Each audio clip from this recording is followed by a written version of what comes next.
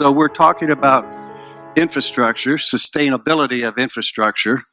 So I want you, as you think about this, to imagine both the traditional infrastructure, let's call it bridges, roads, big buildings, airports, very what we would call asset-heavy infrastructure, often very expensive. Now I want you to think about a second kind of infrastructure, let's call it asset-light infrastructure. So this is where instead of building a school, you may create an application that works on a mobile phone that educates young children without a building. So that's an infrastructure. You got to deliver the information through the system, but it's asset light. And more as I talk to the leading financiers, World Bank, US government, they're looking to think about asset light infrastructure.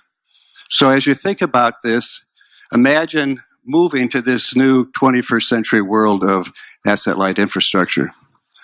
The second is, we've decided we're not going to tell many stories of gee whiz technology, exciting new things happening. You read about those and see those.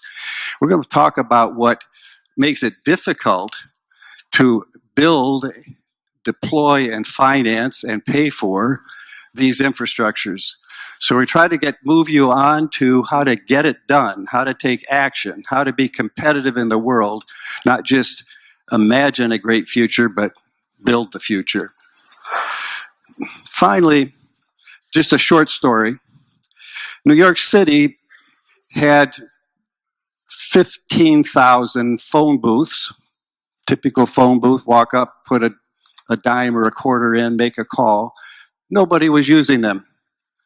So, New York City said, we have one asset with these phone booths that's still worth something. Every one of them has power in the sidewalk that comes up through this phone booth. So they said to America, the world, do something with that power coming up from the sidewalk that changes the quality of the city. And we don't want to pay a dime for what you do.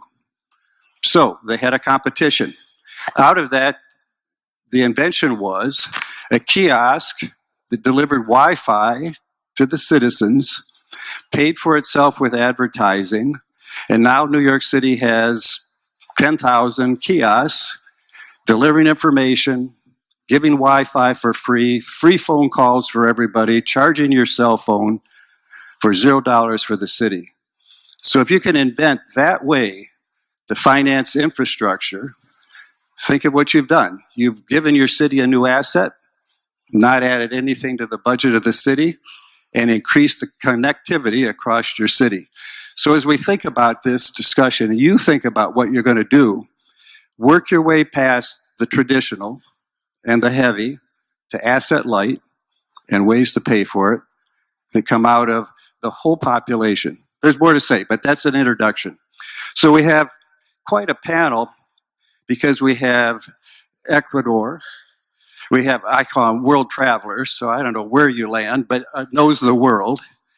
We have here in Buenos Aires, we have a man that studies for the World Bank and the Brookings, what's going on in the world with finance, and we have one of the leaders from Malaysia on innovation. So we're covering the continent, the globe. So this is going to be an exciting conversation. So first, I want to have each of the panelists say a little bit about what they care about, what they've been doing, what they believe is the future of infrastructure and how to make it succeed. And I want to start with a big success story, Quito, because you're going to hear here things that have happened that will delight you. And I'd like to know how they happened and what made it happen. So tell your story. You got about 5 minutes. Be fast.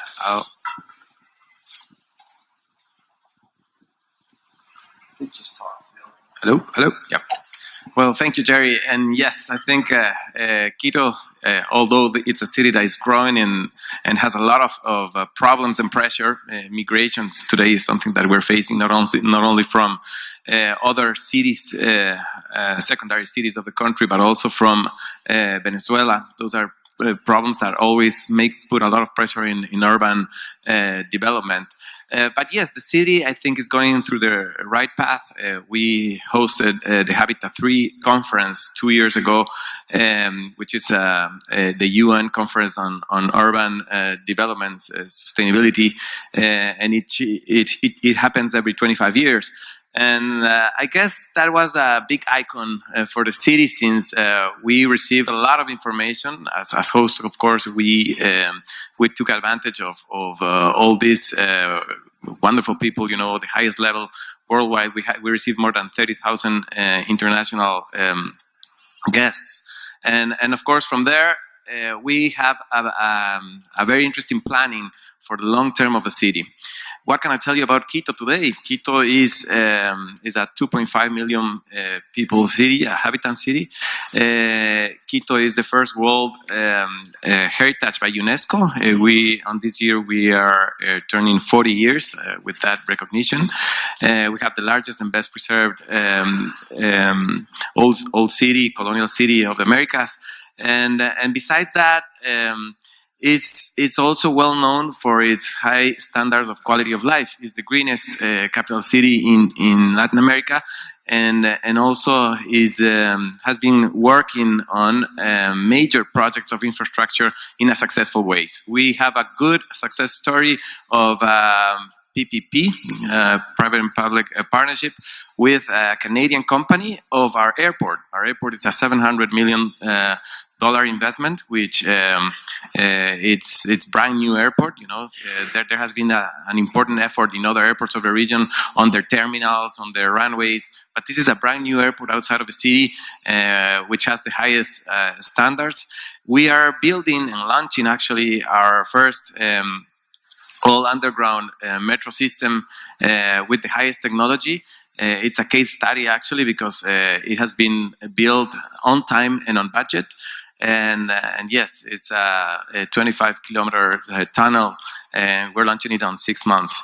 We are launching tomorrow, actually, that's why I'm leaving today. Our convention center is the first public building in Ecuador with LEED certification and also accessibility certification. So these are major things. I think the city is doing quite an effort.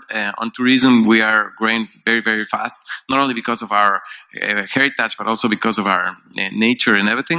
So, of course, these efforts have to be worked together with technologies. So Albert, let me push you to the chase. How did you accomplish all of this? What do you view are the secrets that made this happen? Yeah, the leadership, the population, what? It has been, I think, a process. It has been a process. I mean, there are different administrations. Although our political differences, we all have a vision of the city for the future. And of course, these projects, they started as an idea maybe 10, 15, 20 years ago, and finally we are reaching them.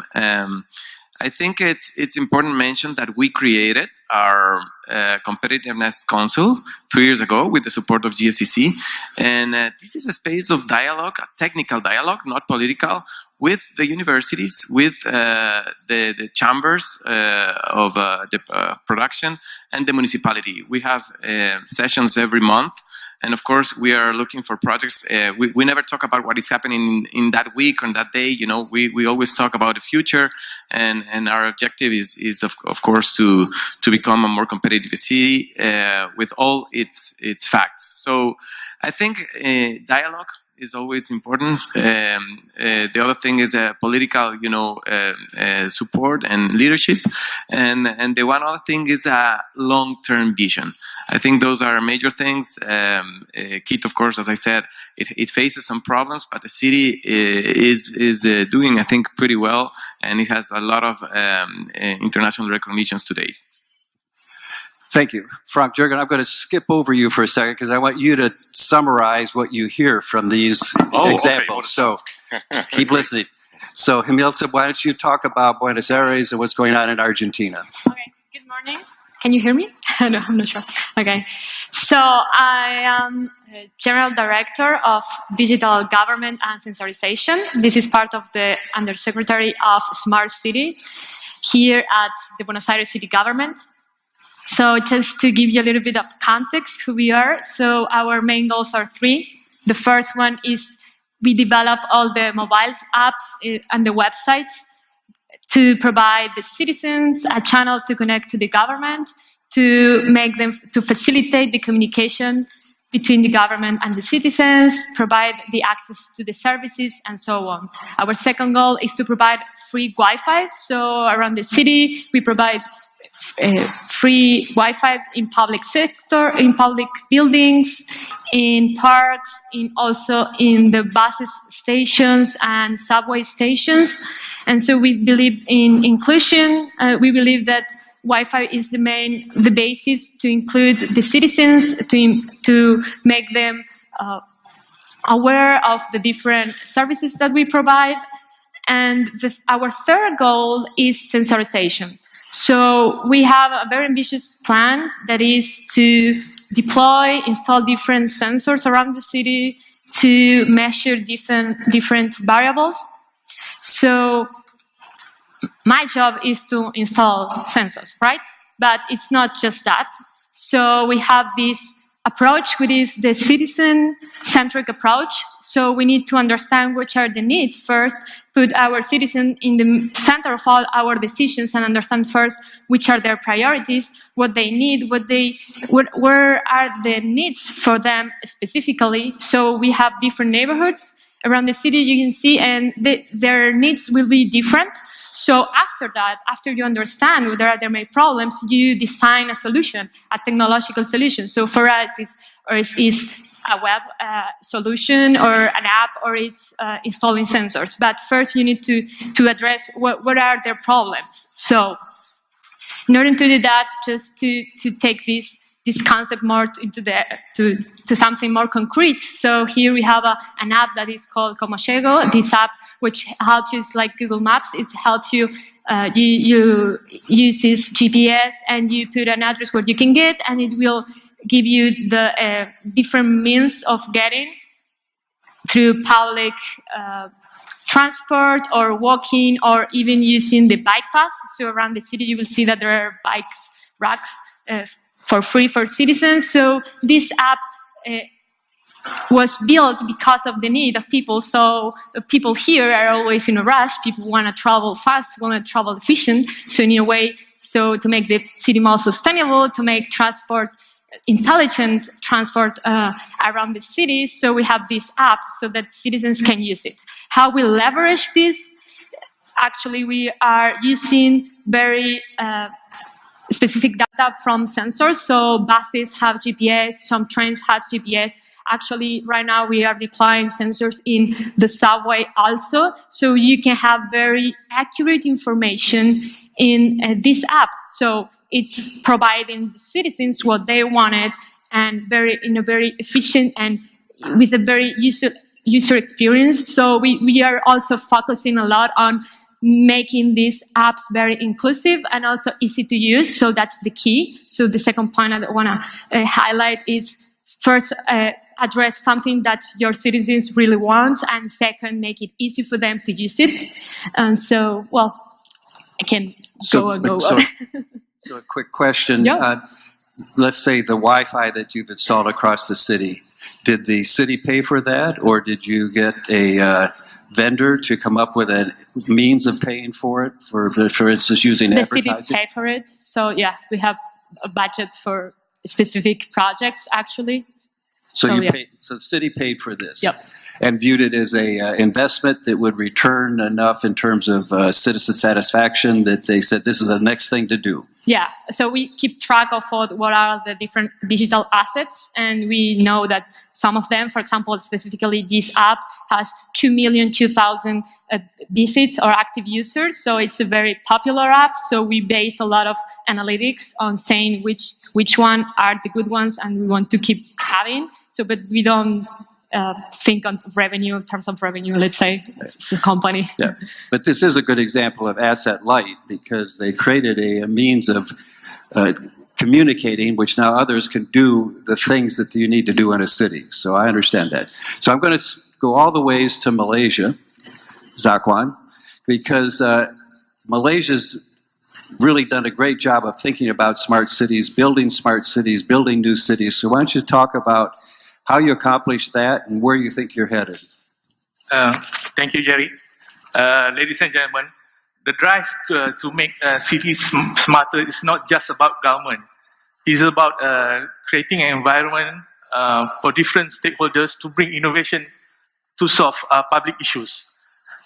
Many of the digital solutions are changing the digital fabric from e-hailing, for example, IoT, for example, are coming from the private sector. I also like to emphasize that technology should not be the center of this initiative, but rather it should facilitate interaction between stakeholders. Therefore, we should go back to basic and look at the low-hanging fruits, and also focus on the urgent problem. I'd just like to give some examples, Jerry. In Malaysia, for example, we have embarked on the Malaysia City Brain Initiative. For people who have been to Kuala Lumpur, the Kuala Lumpur is a city around 2 million population, but the people are spending 250 hours stuck in the traffic jams. This was based on findings on a recent World Bank survey. So the number of hours wasted in traffic also leads to economic loss and possible increase in mental stress to the road users. So basically what the City Brain initiatives do is try to using IoT and also big data to improve the traffic management and also optimize the traffic flow. Thank you. Well, that's a great example of giving back to citizens a time. One of the issues I'd be interested in how you thought about it is you had to make the investment in those solutions, and yet the benefit accrues to the employers and the businesses. It's not easy to figure out how to get them to pay for those improvements. Were you able to make some linkage between the cost of doing what you described and those who benefit from it? Yeah, basically, in terms of financing the Smart City Initiative, there are various models. Basically, we also should not solely depend on the government, but rather we should more to focus on the business to consumer and also business to business initiative. Good. So, Rogerio, you've been studying the financing of infrastructure. What are you seeing, and where are the bright lights? Where should we be heading with the financing of infrastructure? Okay. Well, thank you, Gary. Let me start by thanking the organizers. En Spanish, quisiera agradecer a los amigos argentinos por invitarme otra vez a este país que me fascina, y también una de las ciudades más bellas que conozco. Entonces, muchas gracias. Now, back to English. Well, I think that I would like to bring this conversation on topic finance and use the three parts of the title of this panel to discuss that. First, I think we all agree that cities are the place where transformation will take place. And just, I think you all know the numbers. We have 54% of the population, the world population, living in cities. It was 34 in 1960s. And it's going to be 66% in 2050. Let me bring this conversation to the region, which is it's a very peculiar case. We have 80% of our people living in cities. In Brazil, my home country, is 86% at the moment. Argentina, I saw a number that astonished me. It must be wrong because it comes from the World Bank, which is 92% of population lives in cities. Now, when we're talking about cities, we're not talking about large cities in general in the region. We're talking about small cities where all this population lives that also have enormous, even greater challenges in terms of social and economic infrastructure. There are essential parts of any strategy for productivity, competitiveness, and inclusion. And that brings me to the second part of the title, sustainability. I mean, if you talk about, when you think about sustainability, if you use the United Nations concept of that, you're thinking about inclusiveness and environmental preservation, which is not just a moral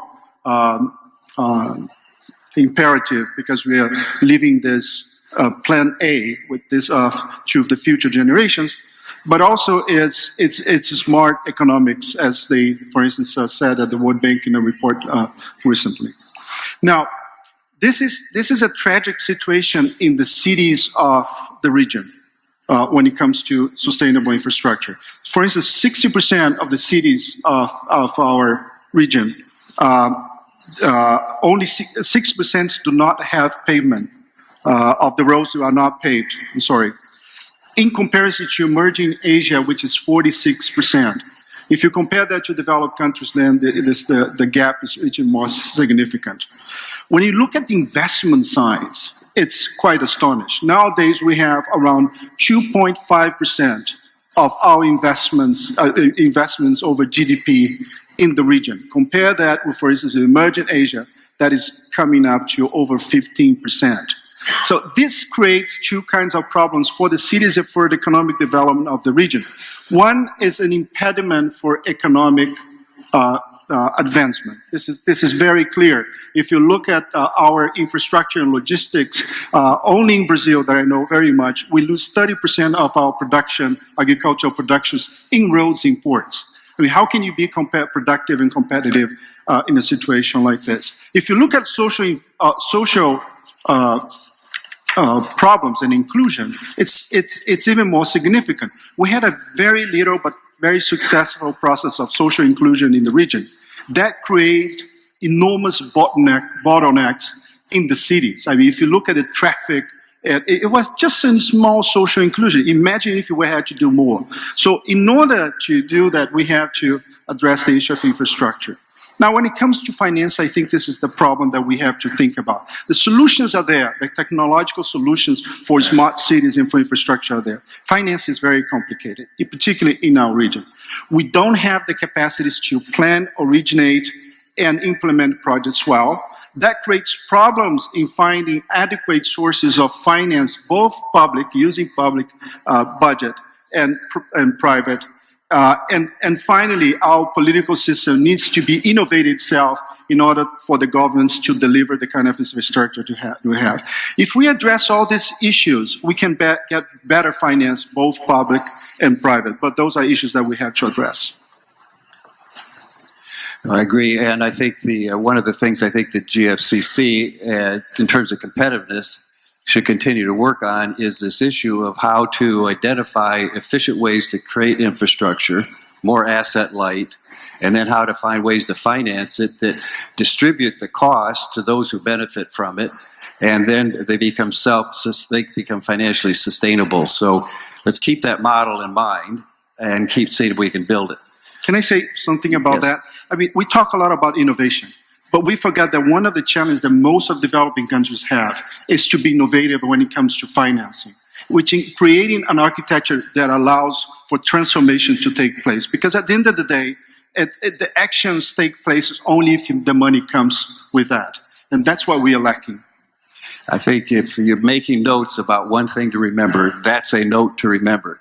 The financial community related to cities, investment bankers, the city managers, and others, taking seriously their need to be innovative so that the bright ideas that you heard from Alvaro are everyone's ideas. So now, you travel the world, Frank-Jürgen. So you've heard what's going on across the globe. What do you see that really excites you, and where should we be looking for the best examples and the best answers? Right, Sherry. What I really care for and what excites me, of course, cities, and we heard some great examples. Our host city, Buenos Aires, last year's meeting was held in KL. Of course, Quito, great success story. And we talked about small cities as well, and I think we shouldn't forget the small cities. But care for cities, but also I care for globalization. We see, ladies and gentlemen, the demise of globalization. When you open the newspaper every day, we talk about trade war, we talk about people and governments wanting to stop migration. On the opposite, cities, successful cities like your cities, are always open. You welcome people, you welcome smart people. Smart cities need smart people, of course, and you're very strong in education. I think universities are really the basis, the fundament of your success. And the ecosystem, combining education institutions with the political leadership and with the entrepreneurs. So what makes cities successful is what you mentioned before. It's dialogue and a very long-term vision into the future, creating the right ecosystem and to accelerate globalization, to defend globalization. I believe in the future it won't be countries competing with each other, but cities competing with each other. It's the war for talent. And nowadays, young people are very mobile. They can choose where to go. They can go to the 3 cities represented here and to many other cities. So it's your task to attract those young people, to groom them, to keep them in your ecosystem. And what is even more important, to create an ecosystem between cities. In the future, it won't be countries collaborating, but cities exchanging the talent and making globalization happen. So to answer your question, Jerry, cities are symbolizing globalizations and cities are defending globalization. And in terms of the cities you see around the world, which ones do you put high on the list as having come up with the right combination of dialogue, leadership, finance, new technology? Now, to be very diplomatic, of course, because we have 3 great cities here on the stage, right? And okay, we'll agree. These three, KL, Buenos Aires, and Quito. Now, after that, right. I'm based in a small country in Switzerland, and we don't really have large cities in Switzerland. A lot of mid-sized cities and small cities, which are very successful, which have core competences in certain areas. For example, in Switzerland, very much focusing on the arts, having a very famous art festival every year. And I think the city has to choose the areas they want to compete in. And you can't do everything. You have to be successful in some areas. Also, cities shouldn't create satellites somewhere around in the field, but should make themselves smarter and to connect with the outside world. I want to be concrete. A few examples. Singapore, definitely. I think Singapore is a very successful symbol of globalization. Of course, it's a small country. It's a city and a country at the same time. But there are many other cities comparable to Singapore. Take Shenzhen, for example, in China. Shenzhen is now the new Silicon Valley of Asia. And Shenzhen is attracting talent from all around the world. I went to visit Huawei recently, the Chinese tech company, and when we enter the headquarters of Huawei in Shenzhen, we see a lot of foreigners, not only Chinese. And I think that's a very good example how Shenzhen really made it. So we're getting close to the end of our time. We have a question from the audience I want to pose to the panel, and that is, the question is affordable housing. So it's an infrastructure question, right? And it's been one that taxes the world. India needs to build on the order of 12 million housing units, and they need to be affordable. So how can we do that? So let's talk a little bit about one of the infrastructures of our world, which is where people live. What's happening with affordable housing? What are you seeing in terms of housing that you think will give people opportunity to live in places close to work, easy to get educated, etc.? Yeah, as I said before, one of the problems that all of our cities, actually, I'll talk about as a Latin American, are facing is migration. People are moving from the rural areas to the cities, and also we have a lot of pressure also from international immigration. And this, we need really to have solutions of urban planning and housing for all these people who are arriving to the city. And usually when they come, it's hard to, they usually stay for a long period of time. So on housing, we have a project of, we call them centralities. I don't know if that's a word in English. Yeah, is making people live closer to where they work, where they study, to a health care institution, whatever. So that's the idea, no? To promote people not moving, to long distances, which can always be a problem. And the other thing is smart cities. Actually, yes, the use of technology, and that is something very important. We have really good relationships and cooperation with the private sector. As I said before, for example, in the case of paperwork, we have an agreement with private companies, and we promote fair competition between them, so they can be in charge of some of the services of paperwork, whatever, that makes them cheaper and more efficient for the beneficiaries, for the citizens. Another major thing is the Wi-Fi, free Wi-Fi for the citizens is provided by private companies. We have these agreements, and of course they have more access for providing their services as a cell phone companies or whatever. But yeah, it's a partnership that is working pretty good. And then the applications. Almost everyone has a smartphone today. So we do have applications, one for tourism, which is a very success story. It's bilingual. It's Go.io, Go Quito, Go.io, and you have information about the whole agenda. We have beacons around the city, so people don't use anymore like a tourist guide. You with your cell phone, you have everything. And then our business portal, quitoinvest.com, is one place where you can find everything to do business in Quito. Usually, an external or a foreign investor, they go to their embassy or they hire a private lawyer for that. Today, with this portal, you have the whole thing, information, and that gives people, less space to move, and that helps, the mobility and the traffic of the city. That's good. So we're near the end of our time. So I'd like to ask each of you to think about what's the one message about infrastructure and its sustainability that you'd like this audience to take away today. What do you think they should focus on? And we're going to start with our host, Buenos Aires. What's worked on infrastructure you think really the world should know about and you'd like them to practice? I think so. We talk a little bit about the money needed. We talk about attracting talent and education. So I'm the tech person. So I want to say technology comes after what I said before, like first understanding the need, not just putting technology. And I'm saying I'm the engineer here. So, and I'm advocating to first understanding the need for the citizens and then addressing what are their main priorities. And so for what we learn and in the Buenos Aires city government is that start with pilots, start with small, with something, and then scale up. So we have some sensors.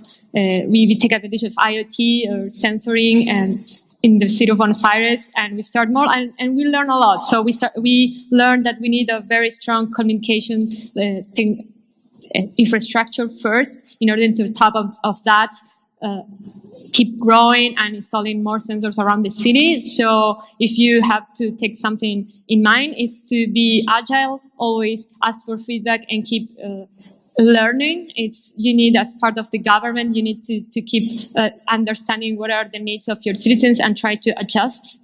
And the last point, I would say that it's also important having I'm part of the government, so having a strong vision. So be very strong about what your ambition and try to plan ahead and like having this. We have our responsibility on today, on solve the problems today, but also not compromising future generations. So also thinking about 5 years, 10 years, and having this long-term vision for our cities. So that's it. Thanks. That's excellent. I hope you listened to those and took notes on those. That's a good plan. So let's talk about Malaysia. What would you say is the biggest message you pass on to this audience? All right, Jerry, thank you very much. I have 4 key takeaways for approaching the smart city solution.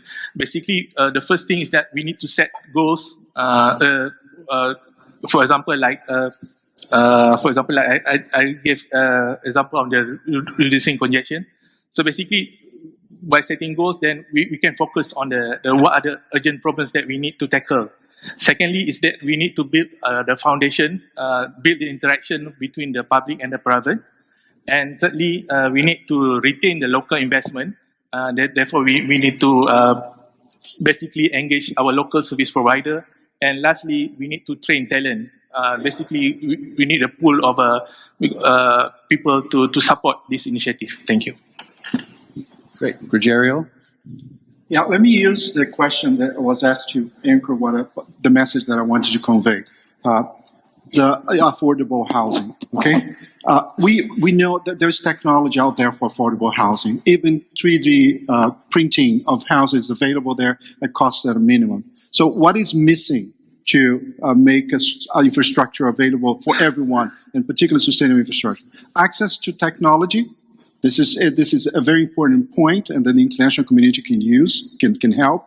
Second, planning capacity and project development capacity. Innovative financing, because infrastructure requires patient capital, long-term capital, and has to overcome some costs, particularly at the pre-completion infrastructure projects. And finally, continuous process of implementations throughout governments, and that requires a political cycle. It's by no chance. It's not by chance that, for instance, China managed to achieve so much, because it has planning capacity. It has continuous governance for reasons that we don't like. It has plenty of finance available. With that, you can achieve anything. Thank you. Frank-Jürgen? Well, technology, of course, but technology has to be embedded into infrastructure. Many cities are usually going ahead with infrastructure planning, and then technology comes second, later on. So I think it should be simultaneous planning right in the beginning, and having the right recipes how to embed technology into infrastructure. You get the last word. I think I've talked a lot. I think it's very important, as I said before, dialogue, cooperation, public and private partnership, and also a long-term planning. Those, I think, are major things. Of course, technology is transversal between all of them. Good. So I think, I hope you feel we accomplished what I set out as the mission, which we talked a little bit about the technologies, but we talked a lot about how to do it, how to finance it, how to push it forward. This is a big opportunity to give people a better life. We are on the cusp of a whole set of new ways to doing things in cities. If we can't pay for them, they won't happen. So taking innovative finance, but also taking all these other skills of getting people engaged and knowing where you're headed and making projects come in on time, all add up to an equation that works. With that, I have one shameless plug for New York City. We wrote a book about that kiosk that I described and 12 other cases in New York City of using data to make the city run better. So get up on wherever you buy your books and buy a book called Smarter New York City. And you'll get even more ideas on what to do in terms of building infrastructure for your city. With that, thank you to the panel for a great discussion. This is really helpful. Thanks for your time. Thank you, everyone. Have a great day. Thank you, John.